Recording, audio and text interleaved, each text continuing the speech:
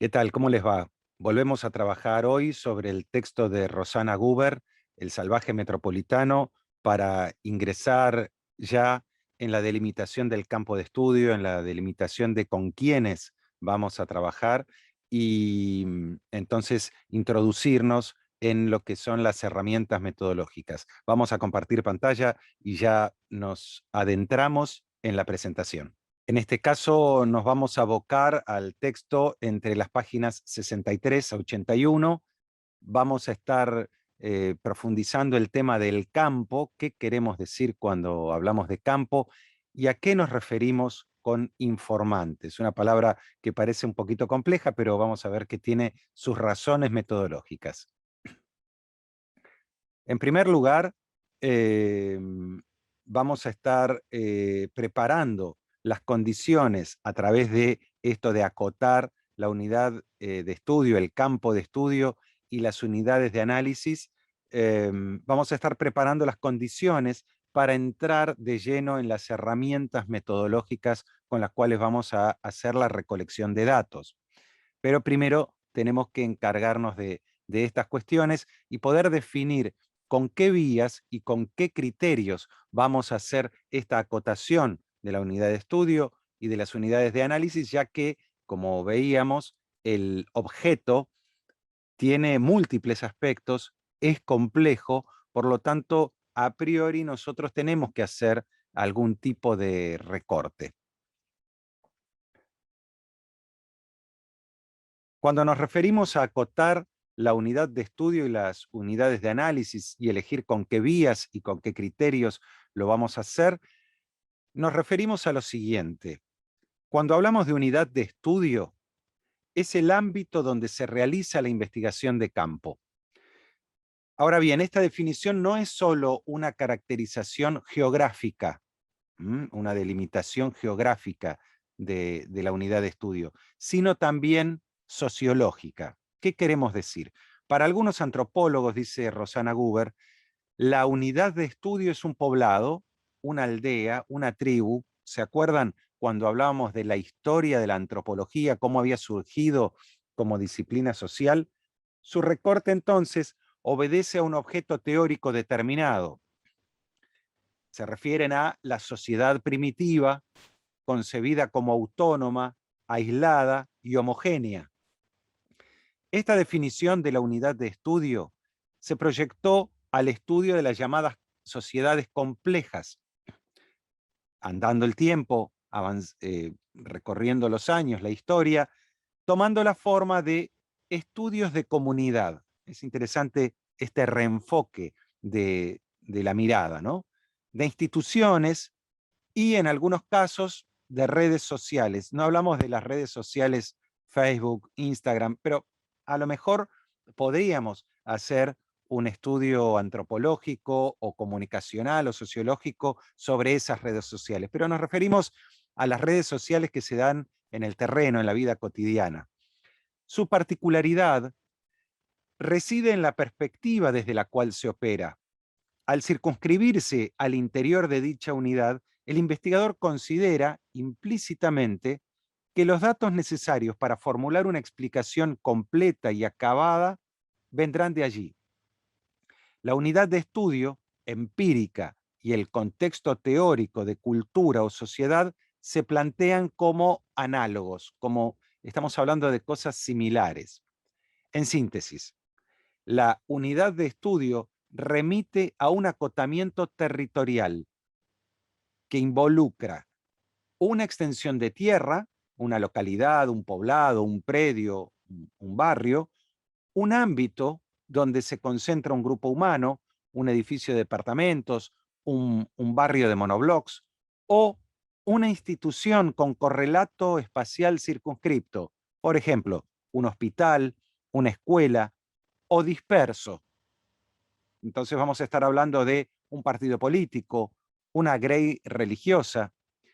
Las ciencias sociales tratan sobre seres que tienen existencia social y cultural. En todo caso, las variantes individuales suelen tomarse como referidas a prácticas de alcance y de origen más amplios. Esa unidad social, sin embargo, puede definirse teóricamente como sujeta a las leyes de la historia y de la sociedad. Es decir, cuando tomamos una unidad social, un grupo, una comunidad, estamos también pensando en cómo fue su desarrollo histórico y cómo se desenvuelven con qué leyes y reglas sociales. Y como su artífice activo y transformador también, esta unidad social. Puede tomarse a los individuos como sustancialmente indiferenciados dentro de una unidad social que los contiene o como específicos e irrepetibles, como omnideterminados por la sociedad o como libres e indeterminados hacedores de su destino. Son distintos enfoques con los que podemos pensar estos grupos sociales que vamos a investigar.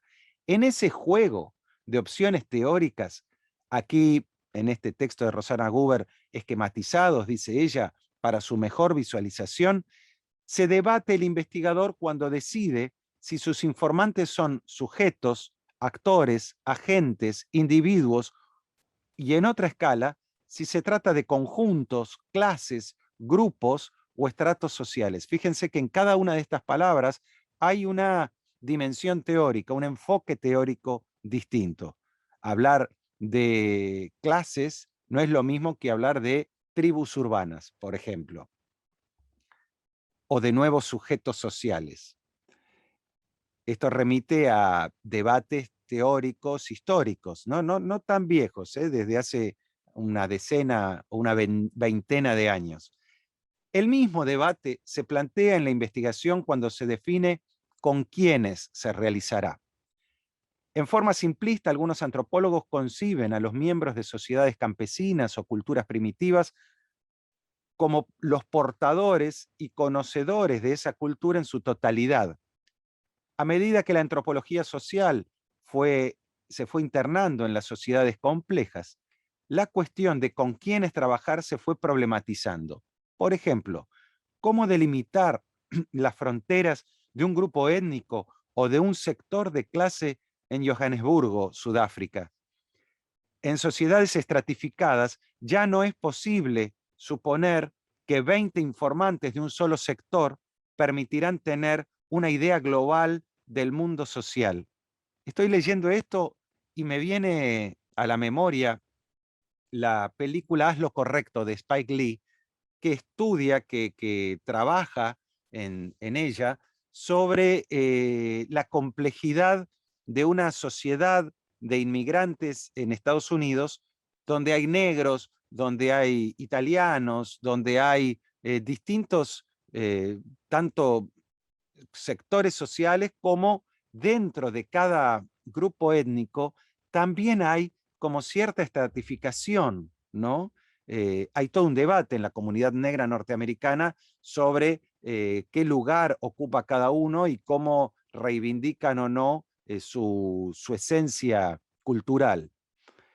El punto decisivo no solo establecer sobre quiénes, objeto teórico, las bolivianas como grupo étnico inmigrante limítrofe, por ejemplo, sino también con quiénes hacer la investigación.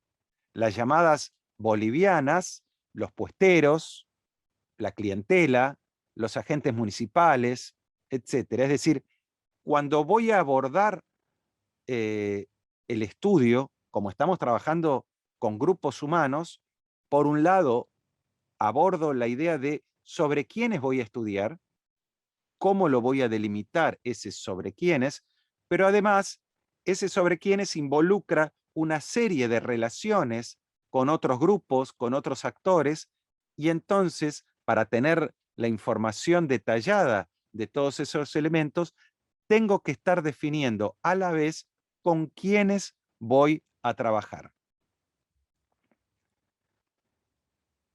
La elección, construcción, podríamos decirle también, de determinada unidad de estudio y unidad de análisis puede estar modelada entonces según la preeminencia de uno o varios de los siguientes criterios. Podemos partir de un problema empírico, de un área cultural o grupo social, de un objeto teórico o también de la accesibilidad, es decir, las posibilidades que tenemos nosotros y nosotras de investigar ese tema que queremos desarrollar. Vamos a ver cada uno de ellos en particular a qué nos estamos refiriendo. Cuando hablamos de un problema empírico, puede surgir, por ejemplo, a partir de una primera aproximación al mercado, entendido como el predio cubierto donde se ubican puestos de venta de artículos de consumo doméstico, o a partir de la perplejidad ante un grupo de mujeres que día a día llega cargando mercaderías que vende en los límites exteriores de la feria y que se denomina corrientemente, ellas mismas y para el resto, las bolivianas. Seguimos trabajando con ese ejemplo para ir entendiendo la complejidad. El investigador que recién empieza a desarrollar sus estudios suele plantear su objeto en estos términos.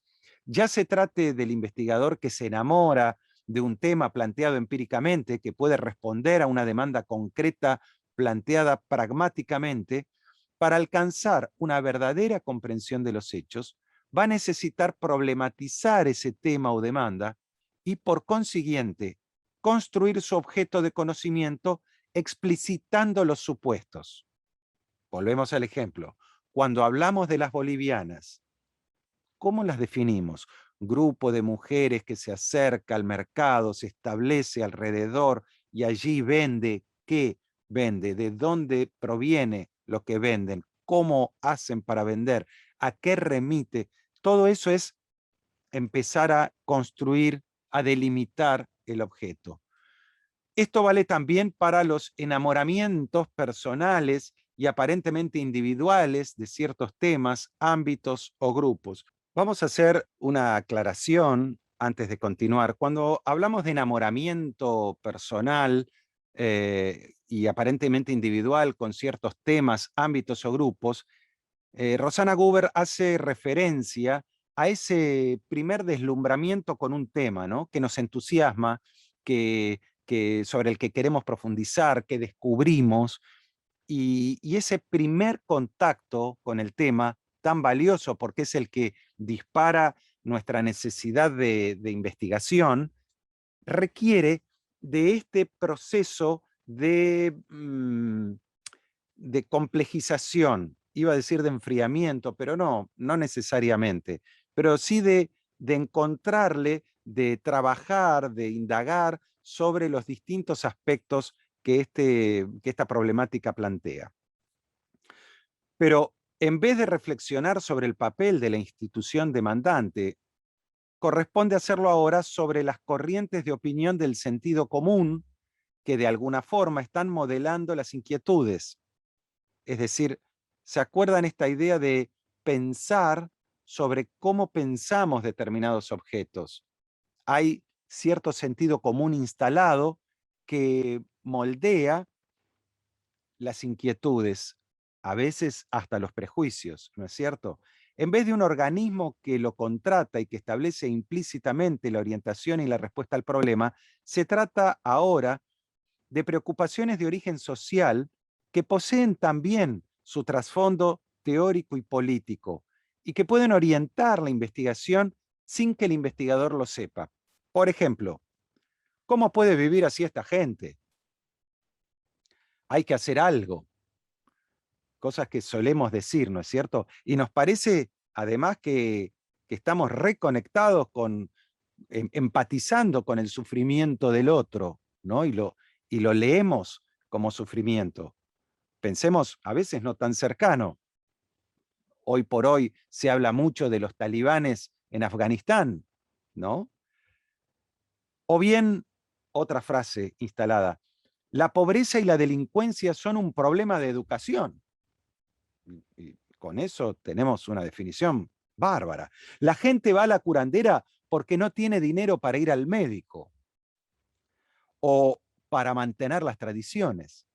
Ahora bien, tanto las demandas institucionales como las explicaciones del sentido común y los temas de investigación resultantes conlleva dónde y con quiénes emprender la investigación, las fronteras físicas y sociales del estudio.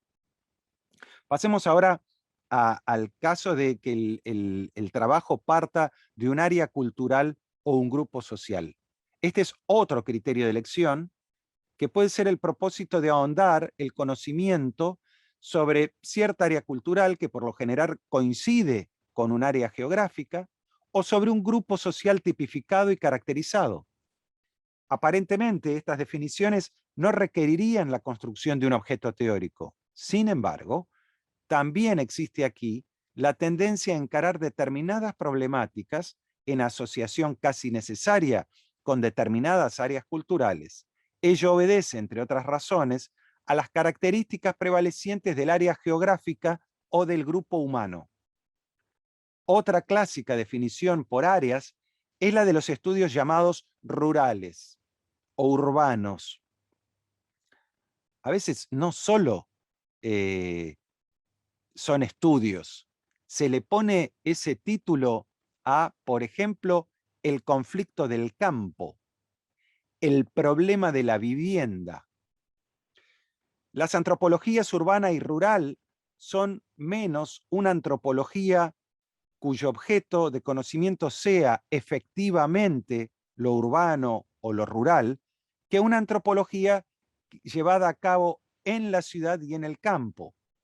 Quizá puedan construirse objetos antropológicos. Este texto, recuerdo, está escrito por Rosana Guber, que parte de un enfoque, de una mirada, de una metodología muy vinculada a la antropología social. Puedan construirse objetos antropológicos urbanos, pero para ello es necesario tener presente que la llamada cultura urbana es más bien una manifestación de la evolución del modo de producción capitalista. Henos aquí nuevamente con la necesidad de construir un objeto de conocimiento para justificar la delimitación de tal o cual unidad de estudio. Esto es muy importante explicitarlo. Yo tengo que justificar por qué hago el recorte en este área de trabajo. Algo similar sucede con la unidad de análisis. El impacto que produce un grupo humano, ya sea por sus costumbres exóticas, por su amor a las tradiciones o por sus deficitarias condiciones de vida, entre tantas otras razones, no sustituye la reflexión por el tipo de unidad de análisis que demanda el objeto construido. Así, las bolivianas, los judíos, los villeros, la clase media, los intelectuales, los políticos, los indígenas, pueden aparecer como categorías teóricas, no solo metodológicas de la investigación. Si emprendemos un análisis de los prejuicios contra villeros, parece necesario que la unidad de análisis sean no solo los destinatarios del prejuicio, sino también sus sujetos, es decir, quienes no residan en una villa miseria. Fíjense cuando se trabaja un tema como el de bullying, ¿no? Por ejemplo, que ha habido varios estudios en los últimos tiempos. No solo se trabaja sobre el sujeto, la persona víctima del bullying, también sobre quien lo ejerce, sobre la persona que desarrolla la acción de bullying, pero además también sobre el público que le da sostén a esa acción. O por ejemplo, Rita Segato ha trabajado mucho sobre los casos de violación, y en esos casos no trabaja solamente sobre el sujeto que ejerce la violación, sino sobre todo un contexto social, sobre lo que la sociedad espera del macho, lo que la sociedad patriarcal espera sobre el macho, y entonces desde allí cómo el problema de la violación pasa a ser mucho más complejo, ¿no?, que un simple, entre comillas y muchas comillas, acto delictivo, y pasa a estar complejizado en todas sus dimensiones. Podemos también partir de un objeto teórico, por ejemplo. el acotamiento de la unidad de estudio y de la unidad de análisis no sustituye, sino que complementa, ilustra, ejemplifica una construcción teórica. Sobre todo en ciencias sociales, determinadas relaciones entre grupos humanos requieren ser ejemplificadas. Y entonces esto nos permite trabajar desde y con un objeto que parte de una concepción teórica, pero que lo va a ejemplificar en la práctica. Y en cuarto término, para acotar las unidades, se vincula a cuestiones prácticas centrales para poder llevar adelante la investigación, especialmente en la parte de campo, cuando tenemos que ir a indagar con los protagonistas de lo que estamos investigando. Y esto es algo que yo trabajo mucho con ustedes a la hora de decir, bueno, está buenísimo este tema, pero ¿lo podemos llevar a la práctica? Es la posibilidad de acceso, ¿no? Alguien propuso entrevistar a Elon Musk. Bueno, es un desafío, ¿no? Periodístico, sociológico, pero a veces para el tipo de investigación que queremos hacer, no llegamos a poder concretarlo. Entonces la accesibilidad es un tema.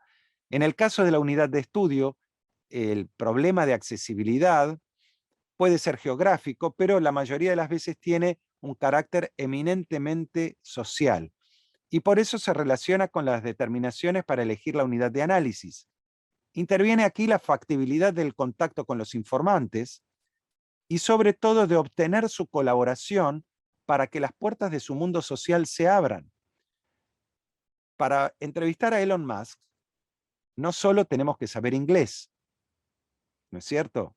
O algún otro idioma que él pueda manejar. Hay códigos, hay posibilidad de acceso, hay posibilidad de encuentro o no. Entonces, no es solo un problema de poder tener un transporte que me lleve, la accesibilidad. Es un tema de poder establecer esa relación, ¿no? que es eminentemente social. Porque sin un acuerdo mínimo, el trabajo de campo puede ser impracticable. Este acceso suele variar de acuerdo a grados de conflictividad en las relaciones sociales y los temas a abordar. La accesibilidad puede estar también condicionada por el tipo de temáticas a tratar.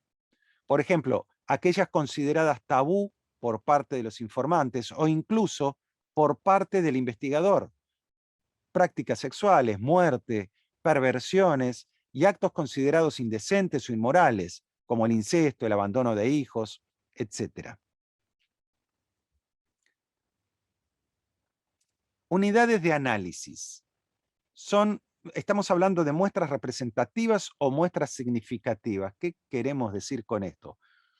En este proceso de acercamiento y delimitación del campo, es necesario precisar con quiénes se hará la investigación.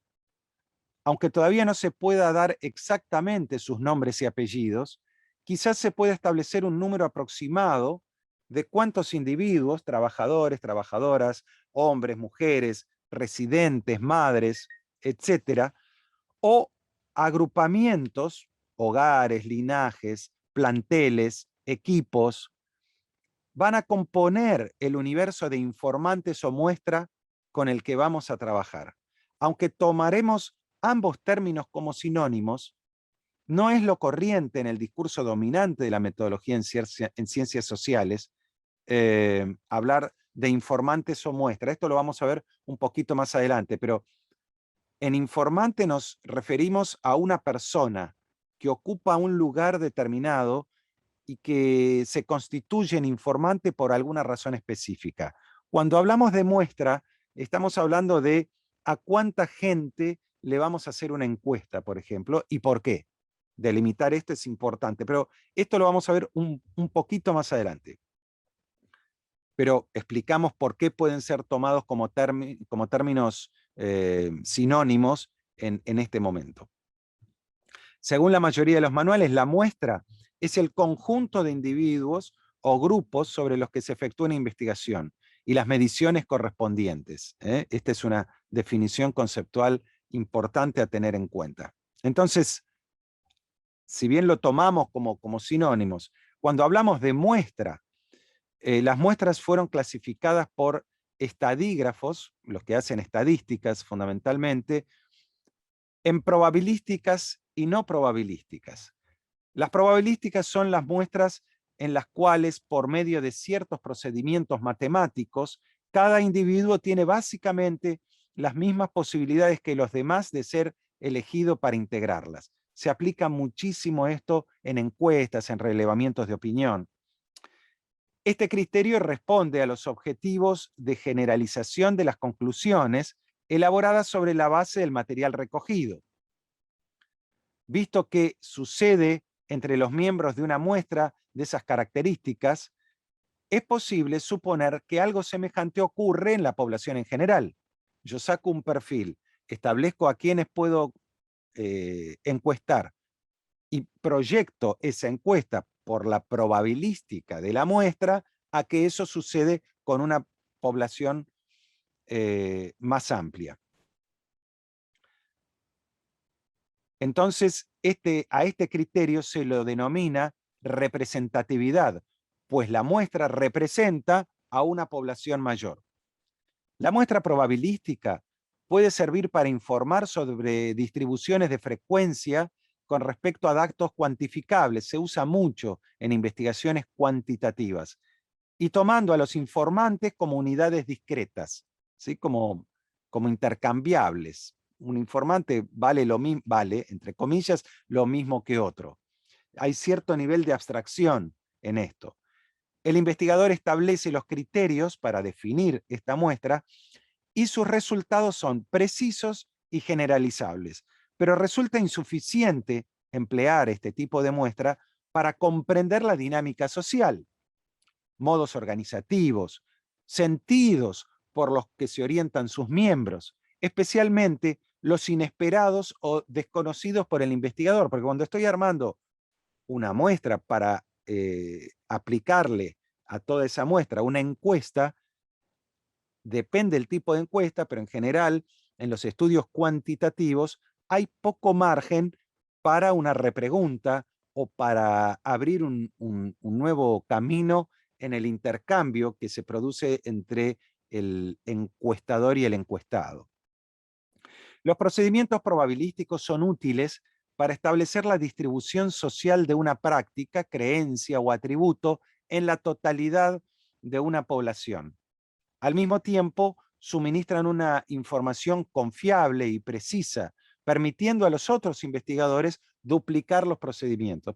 ¿Qué sé yo? Podemos estar pensando en los jóvenes entre 14 y 25 años. Leen el diario y entonces tomo una muestra que involucre jóvenes desocupados, jóvenes trabajadores, urbanos, no urbanos, de barrios de tal poder adquisitivo, de otros.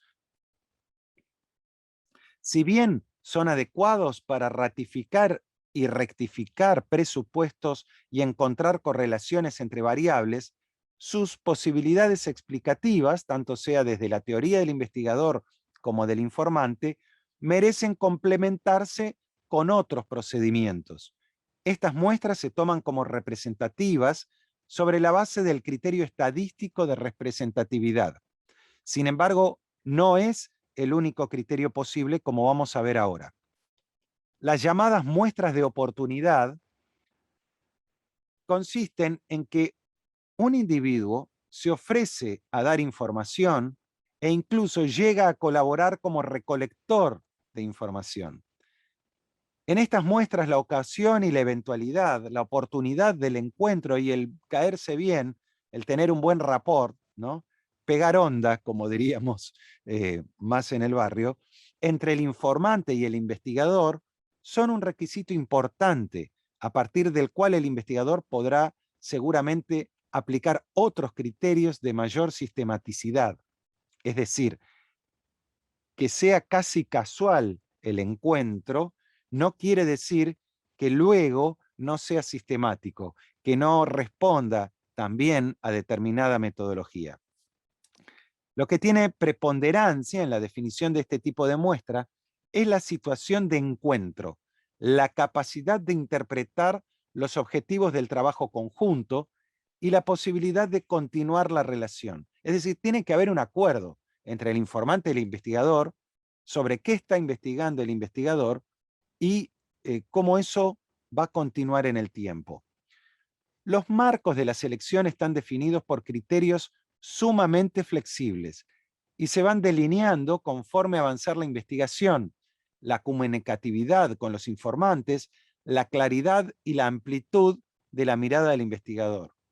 Todo esto conforma esa relación. Por eso decíamos, no alcanza solamente con saber hablar inglés para tener a Elon Musk como informante, ¿no es cierto? Carecen este tipo de muestras de un criterio preestablecido de selección, pero esto no quiere decir que no sigan ningún criterio.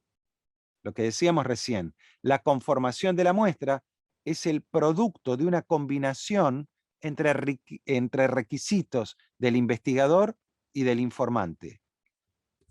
Y ya que hablamos tanto del informante, vamos a centrarnos en esta figura como sujeto de la investigación.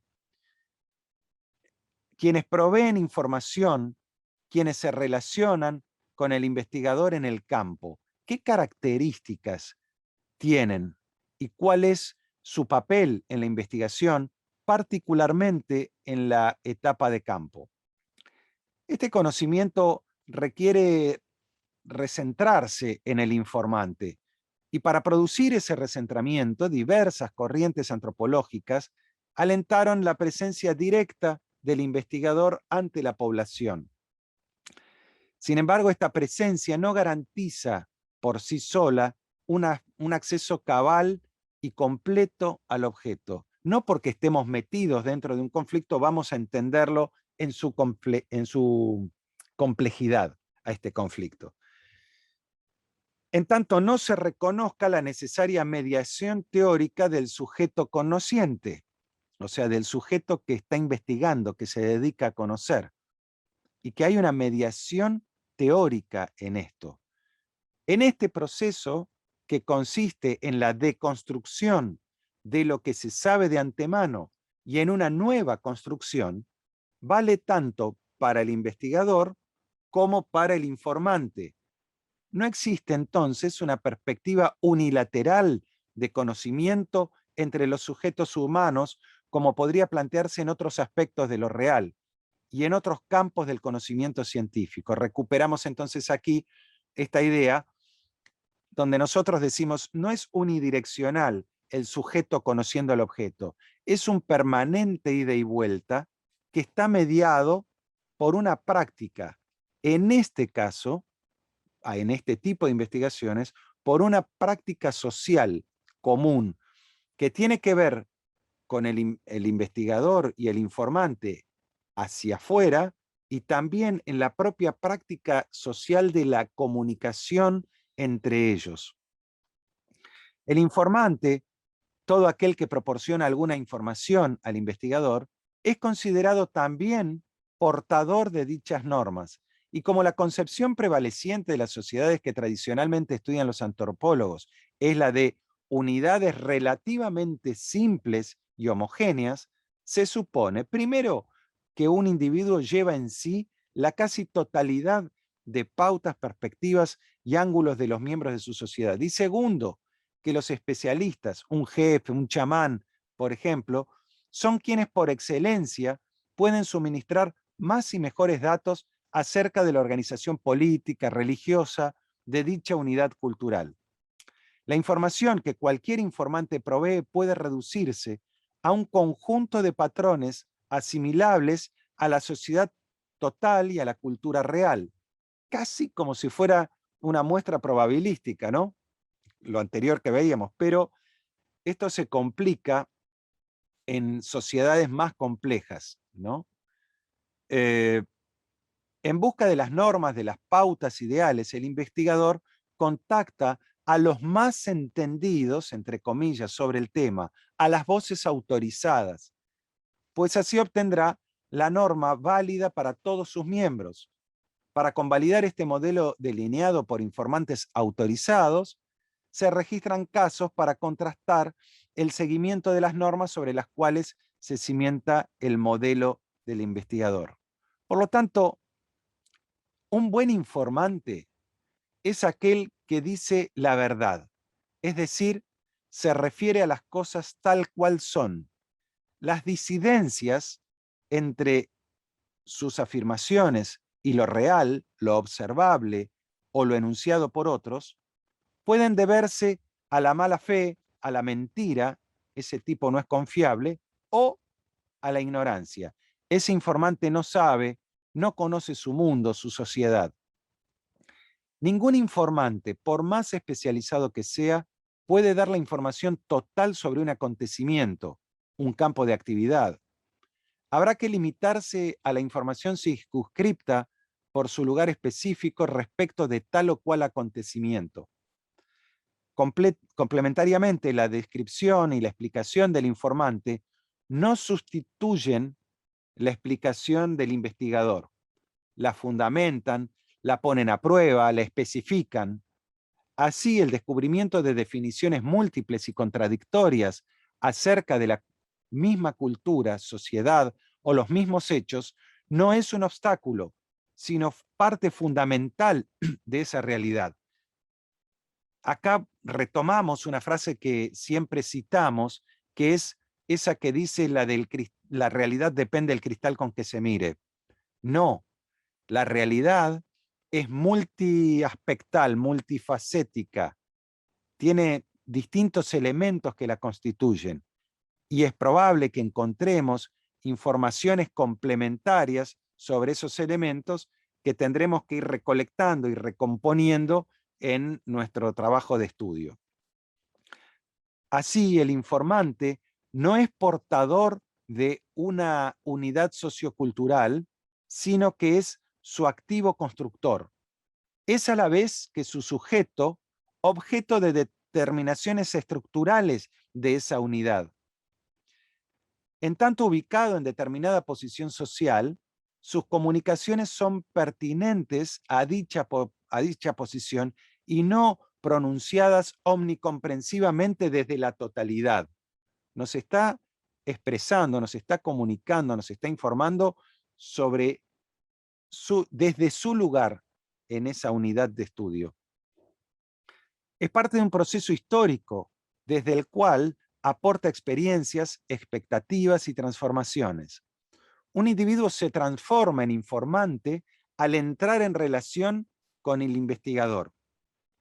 Esta relación es social y se concreta en situaciones específicas. Por eso, el informante suministra información condicionada por su experiencia histórica, por la posición social que ocupa y por la situación de encuentro con el investigador, tras la cual subyace determinada definición de la relación en tanto relación social. ¿Cómo es ese vínculo? ¿Cómo ve el informante al investigador? El informante suministra información complejizada por estos factores para el investigador, quien eventualmente puede transformarla en datos de su investigación. Hasta acá llegamos con nuestro trabajo de hoy, del texto El salvaje metropolitana de Susana Guber, y vamos a pasar en la próxima clase, a partir de la página 109 del libro, a trabajar directamente ya sobre una de las técnicas de recolección de datos, una de tantas, que es la observación participante. Nos vemos la próxima.